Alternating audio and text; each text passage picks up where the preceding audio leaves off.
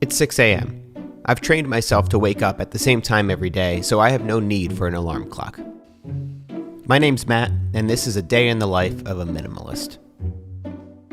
My life is about efficiency, optimization, multifunctionality. Nothing goes to waste. You may notice that I don't have a garbage bin. That's because I don't have anything to throw away. This may look like just a normal cereal bowl to the non-minimalist, but to a minimalist, it's also a coffee cup. If it does not add value to my life, I get rid of it. Some have asked me, what about things that bring you joy? I got rid of that as well.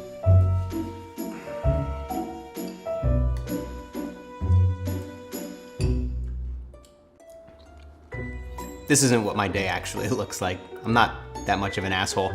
You guys want to see what an actual day in the life of a minimalist is like?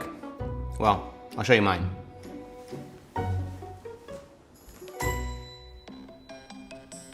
I usually wake up between 6 or 6:30 a.m., depending on how many times I hit the snooze button.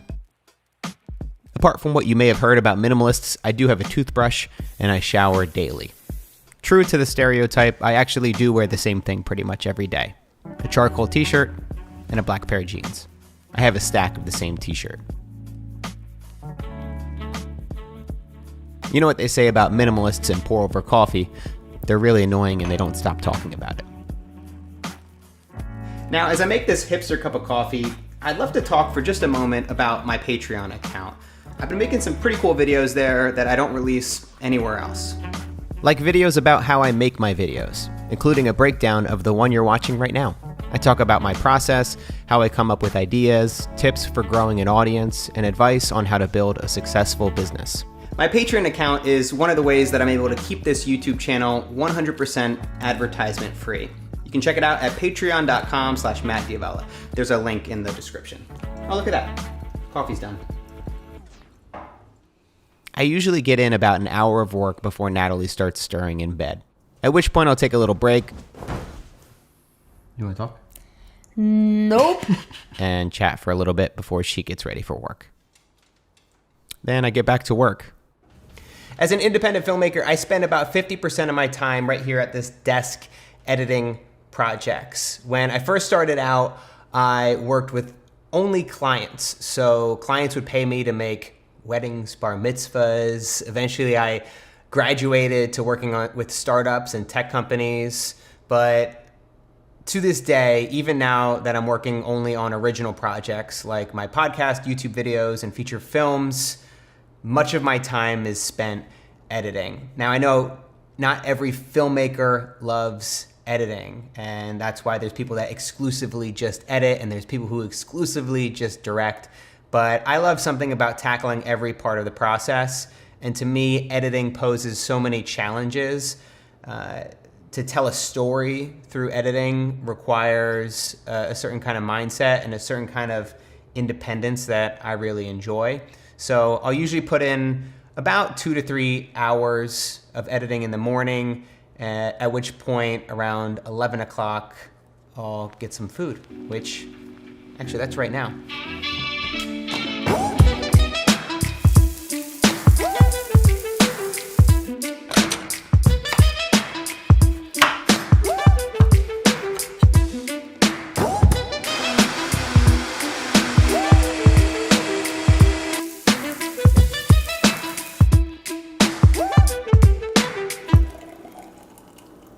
I like to keep my lunches pretty simple. I'll typically make 2 or 3 times as much as I need and save the rest for the next couple days.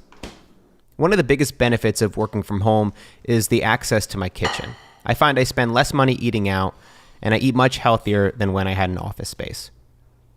After lunch, I'll get changed and make my way to the gym.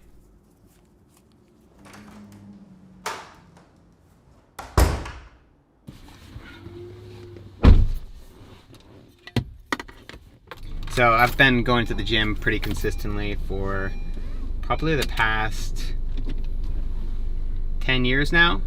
I started really building the habit of working out and going to the gym every day, at least 5 days a week during college. And there have been times when my routine falls off and I get sick or I'm traveling and I don't have time to fit in a workout, but I've always been able to pick it back up. It's just been one of those things that helps to ground me, especially being a freelancer and running my own business. It can be very stressful, and I find that it's a really great way to just blow off some steam, but also to feel better so I have more energy throughout the day.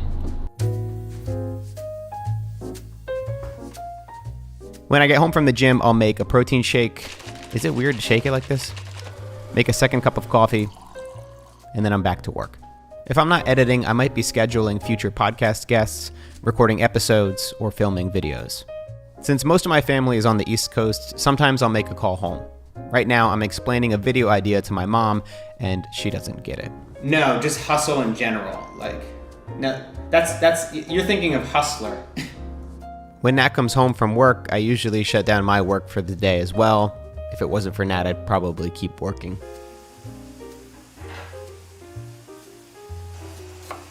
So can you give me your best Italian accent? It's a weekend. We went down to an Olive Garden and they had a fantastic dish there called a carbonara alla Natalie, and I was like, I don't know. That was really good. I don't know if my day looks very different from someone who isn't a minimalist. If anything, it comes down to the things I don't do. I don't waste a lot of time thinking about what I'm going to wear in the morning. I'm intentional with how I use social media, so I don't get easily distracted from my work. It takes a lot of intention up front, as well as the ability to adapt as my life changes, but I don't spend any unnecessary time chasing things that aren't important to me. Before bed, I'll take a look at my calendar, to-do list, and prepare for the following day. It helps me to wake up early and motivated to get to work. Then, it's lights off.